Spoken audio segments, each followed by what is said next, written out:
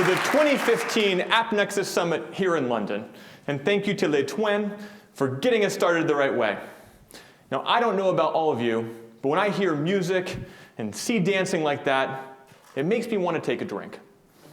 Now, many of you may know, even though I made it up today, my great-great-great-grandfather was a whiskey distiller in Ireland back in the 1840s. Now, the business of whiskey is pretty simple. You go to farms nearby, you buy some grain, you make some whiskey, you drink some, you sell some. Pretty fun. But you know, the O'Kellys are pretty good at building products. And at some point, your need for grain exceeds what all your friends in the local farms can provide. So what do? You start going further afield. You're buying grain from faraway towns. You're buying from farmers that you don't know personally. And of course, there's an issue of trust. Will this be the kind of grain that you need? Will you get it on time? Will it even show up?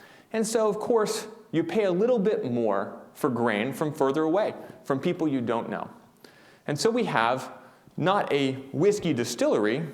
What we have is a supply chain problem. Most of the job of my great-grandfather becomes not figuring out how to make great whiskey, but how to get great grain. Now, in the 1840s, all around the world started to emerge something called a corn exchange, or a grain exchange. And what you see here is a pretty packed grain exchange with a bunch of people coming together to buy and sell futures on grain. And those contracts provided a critical function, not just for buyers, like my hypothetical great-grandfather, who could now find the grain he needed at a fair price and not worry about the complexities of the market. But it was also great for farmers because they knew that there would be a liquid market for the grain that they produced. And so, of course, what this means for anyone who produces or sells commodity-like goods is a change from supply chain problems to growth. And that's exactly what happened all around the world with the emergence of commodities exchanges like this one. Now, if this reminds you of our industry, good, because this is exactly the challenge that we deal with today. The ad tech marketplace has grown dramatically over the past 10 years. In fact, the ad exchange didn't exist until 10 years ago. And so what we're talking about really is the fundamentals of the marketplace. And we live today in a world full of marketplaces. I'm sure you can think of some. How many of you took an Uber to get here today? It's not so good for business. All right. Anyone using Airbnb to stay this week? Okay, some Airbnb fans, right? In Silicon Valley today, pretty much everything is a marketplace. If you want to go out and raise venture capital and you don't have a marketplace, you can't even get in the door. I'm so excited now because there's a new marketplace for cars. It's the Uber for Ubers. If you're too lazy to actually go click the button and say, I want an Uber, it will actually arbitrage the market. It will go Halo. It will Lyft. It even sticks up a hand from your phone and looks for a cab just with one click. It's a new marketplace. So these marketplaces are everywhere. And if you think about it, a marketplace really provides 5 things. And they're these here. Liquidity, of course. You need to have a liquid market where you know there will be a buyer or a seller for the good. Not every market has all of these. Some markets clear. They take care of all the payments. Some markets provide risk mitigation. So you have some way to be sure that if a transaction doesn't complete, that you're not left holding the whole bag. You can share that risk with others. Some markets provide credit. And some markets provide different levels of quality control. And not every market has to have these, and in fact, most markets don't. So let's look at a couple of examples. So if you look at eBay, which was really the first scaled internet marketplace, eBay provided liquidity. That was its core value proposition. Buyers for anything you wanted to sell. It didn't provide clearing. Even today, if you go buy something on eBay, you send the payment directly to the seller, not to eBay. It provides some risk mitigation. There's a $500 guarantee if you buy something and it isn't what you expect. Credit, for a while they owned PayPal, now they don't.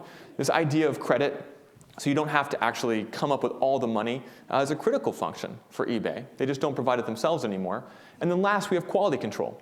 How do you know that the seller or the buyer that you're doing business with is any good. They have sort of peer-to-peer rating systems.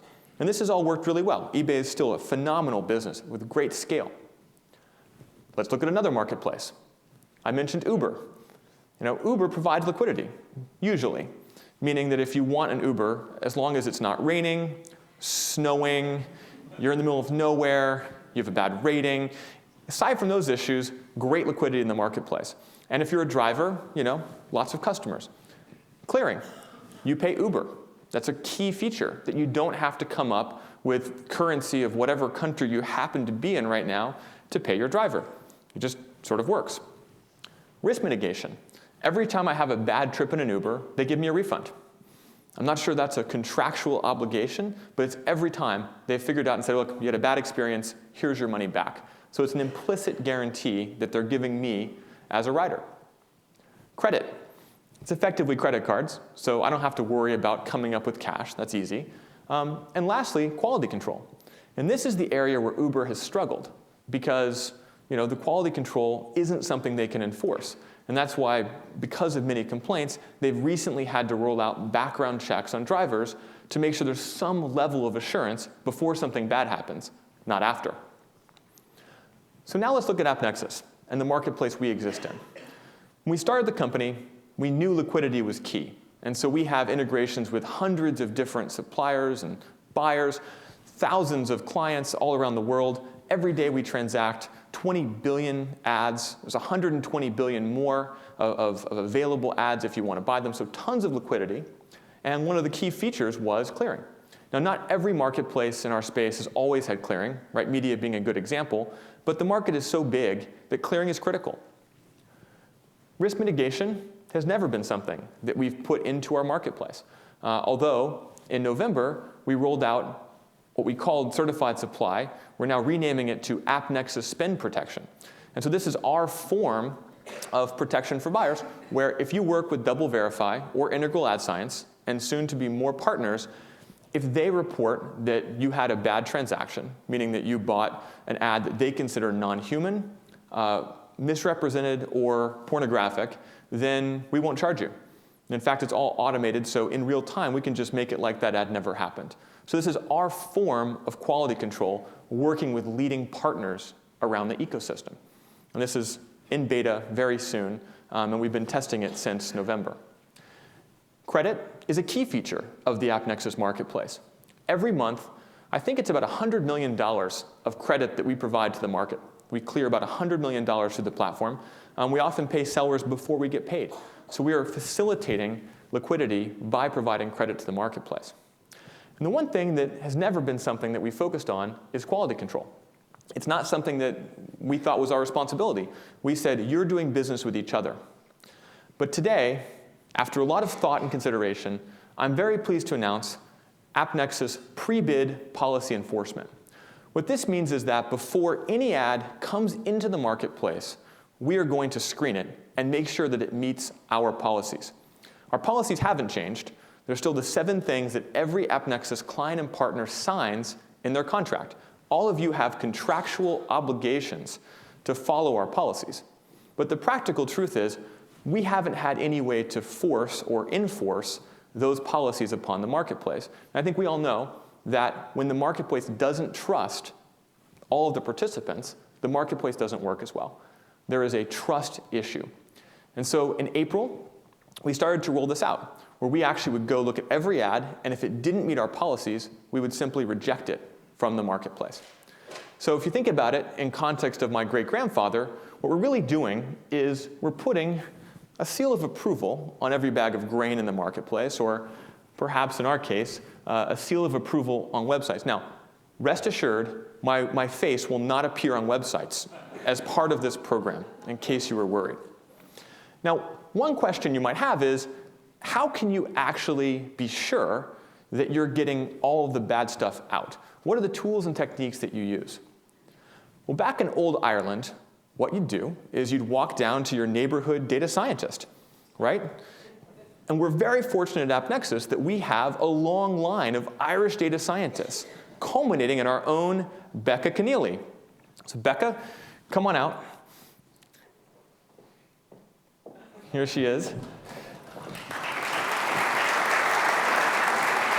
Now, I've been telling these guys about my little whiskey business, and so I'd love your help figuring out how we can enforce quality upon our marketplace. Of course, I can absolutely help you out with that.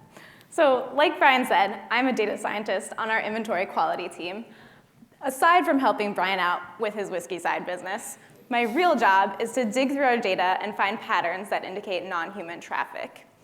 In order to figure out these anomalies, we first need to know what normal looks like, what human looks like. And then from there, we can figure out what looks different. So, what does human look like, and what does something non-human look like?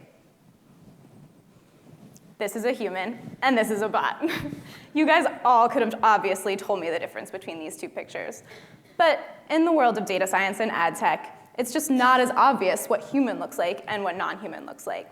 So after a bunch of digging and research, our team has figured out that this is what human and something non-human looks like to us. So notice the human has this nice, smooth curve, whereas this example of a bot signature is a little more jagged and rough around the edges. There's sharp points. So, all right, everyone take a really good look at this because I'm about to test you on it. Got it? Human smooth, bot jagged. All right, cool. So I think that you guys can all do what I do and do this sort of pattern recognition like a data scientist. So we're going to play a little game called human or bots. I'm going to show you all a picture, and I want you all to yell out if you think it's human or bot. All right, everyone ready? Human or bot? Come on, guys, I can't hear you. Don't be shy. Human, yeah. All right, next one. Human or bots? Human. OK. Next one. Humans or bots? You guys should know this. I'm not going to lie, we're not totally sure about them yet. All right, last one. This is a tough one. Think like a data scientist. Human or bots? Remember, is it smooth or are there jagged edges? This is actually a bot. So for those of you who are not as sure, I have a plot here that shows the smooth human curve behind this bot signature, so you can really see the difference. So you all just helped us find the signature of a botnet that's responsible for infecting 23,000 computers, which were behind 300 million impressions in a single day on our platform. All right. Thank you, Becca. No problem.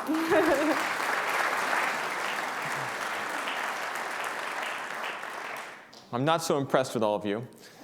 We might have to do that again later and try again. But I think what's important here is that we've found these signatures all across the marketplace. And certainly many companies are out investigating this. What's special about what we're doing is we're building it into the fabric of the marketplace. So everything that Becca and the rest of the data science team find, we're just plugging in automatically as part of the platform. So you're not actually trying to add on another vendor on top or try to figure out ways to compare whether these guys or those guys or somebody else knows what they're talking about. What we're doing is just making it go away. And I believe that great marketplaces have that characteristic. They make a lot of the challenges, a lot of the friction just go away. And so when we started rolling this out in April, we weren't completely sure what would happen. Would this be good for business? Would it be bad for business? Would it help sellers? Would it help buyers? What would it do?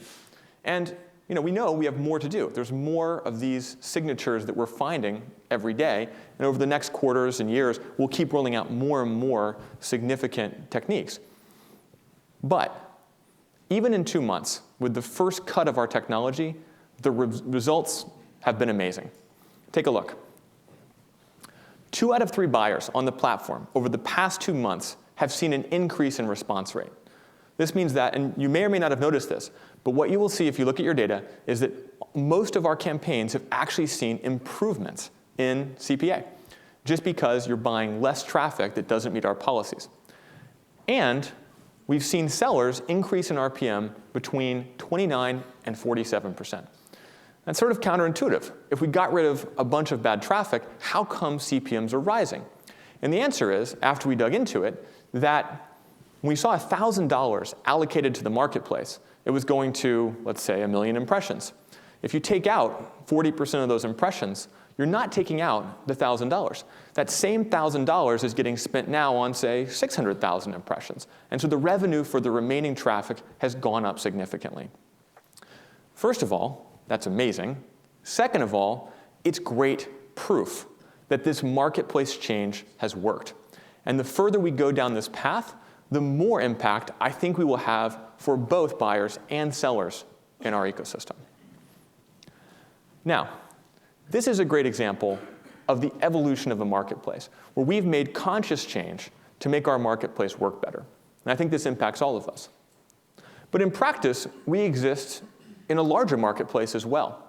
And I believe that the marketplace, the ad tech marketplace, the advertising marketplace, the digital advertising marketplace, keep going as far as you want, that the marketplace we exist in is evolving. And we can't always choose where and how this evolution happens. And you can think about recent events in the last few days, weeks, months, the immense change that the marketplace is going through. And so today, our AppNexus Summit is about how to deal with and how to thrive in an evolving marketplace. Every session we have today seeks to answer the same basic questions. How can we win when the marketplace changes? And how can we prevent a changing marketplace from disrupting our businesses? I believe this is the question of the year for all of us. And if you look at our sessions, our agenda, every session digs into this question. Next up, we have Michael Rubenstein, AppNexus president, talking about what it means to be an independent company in this time of immense change and consolidation.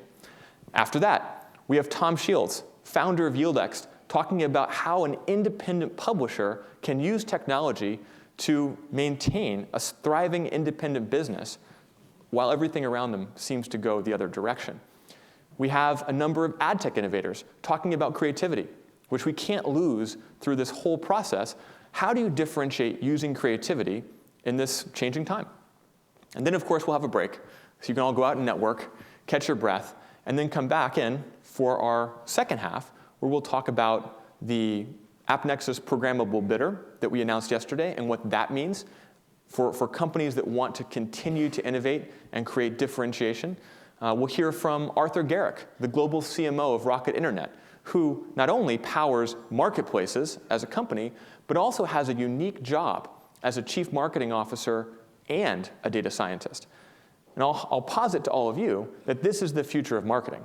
Not the CMO becoming the CIO, but the CMO becoming the chief data scientist. And since data science has only been around for about 5 years as a term, I doubt there are very many CMOs who have data science backgrounds.